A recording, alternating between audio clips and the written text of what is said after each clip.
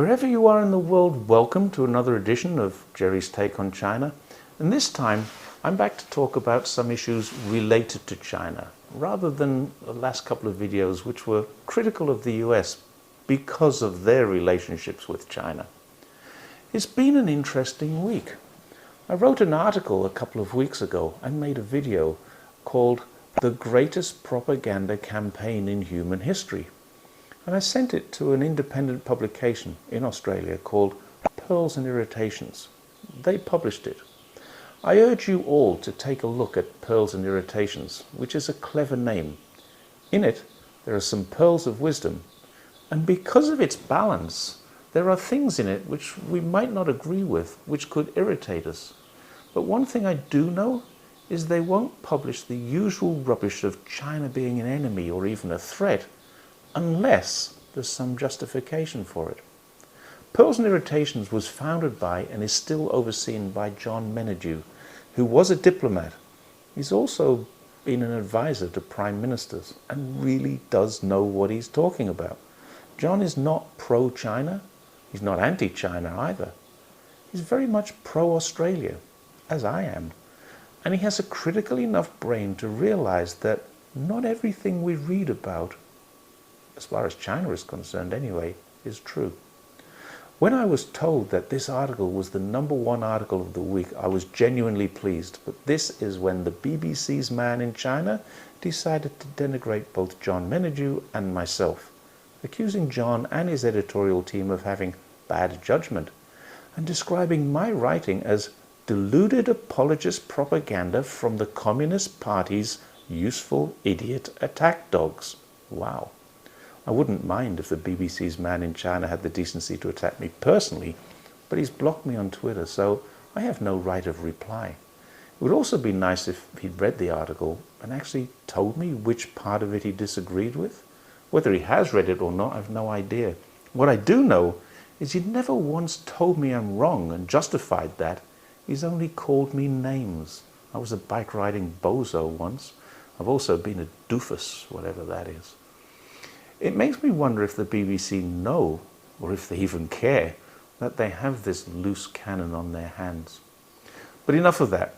Let's move on to more important things. So many people have asked me, why don't I comment on AUKUS? And the truth is, I do sometimes, but I'm not an expert on this. I'm definitely not the go-to person on what Australia are thinking, and I deliberately left it alone because it's not that area of expertise that I have. There are many more people with much better minds than mine commenting on it.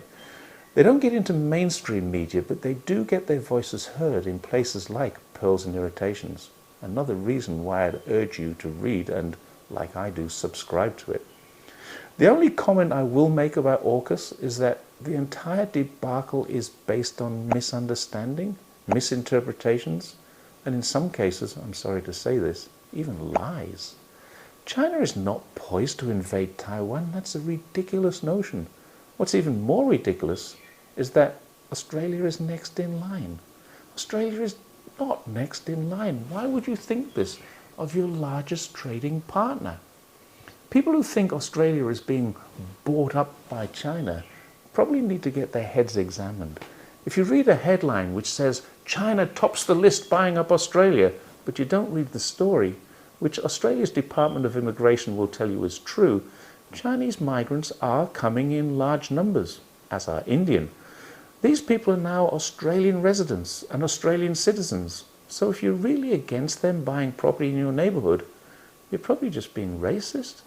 And if you really don't like it, don't blame the Chinese for being Chinese.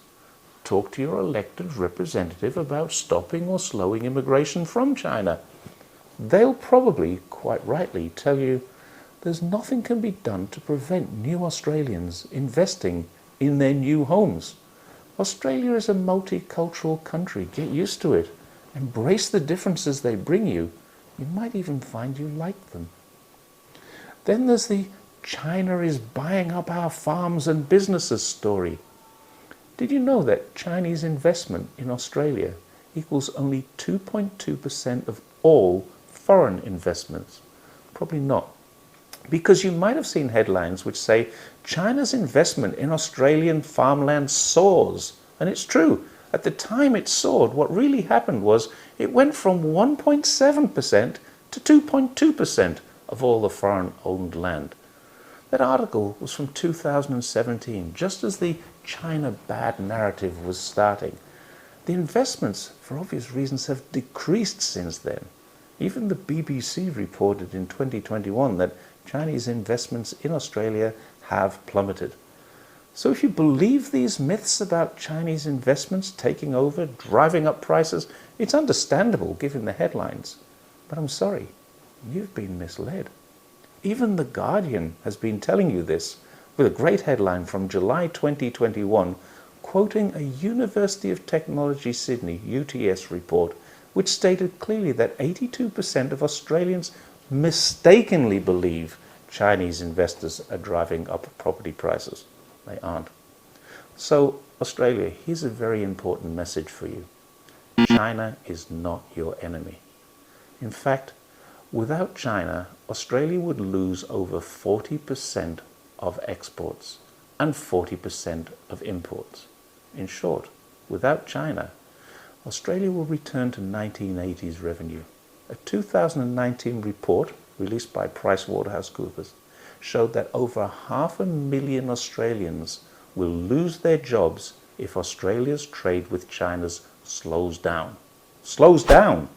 Imagine how bad it would be if we're at war and it stops altogether. So, again, China is not your enemy. Think about who's misleading you and why. There's the real enemy. Thanks once again for watching. And by the way, Pearls and Irritations, John Menadue, have no idea that I've made this video. I'm not soliciting on their behalf. I'm not expecting a payment from them. I do not get paid when I write in their articles. So please don't jump on that bandwagon. Jerry's paid to do this. I do this because I love Australia and I would really like the bridge to be rebuilt between Australia and China, where I happen to live. So see you next time. Thanks and goodbye.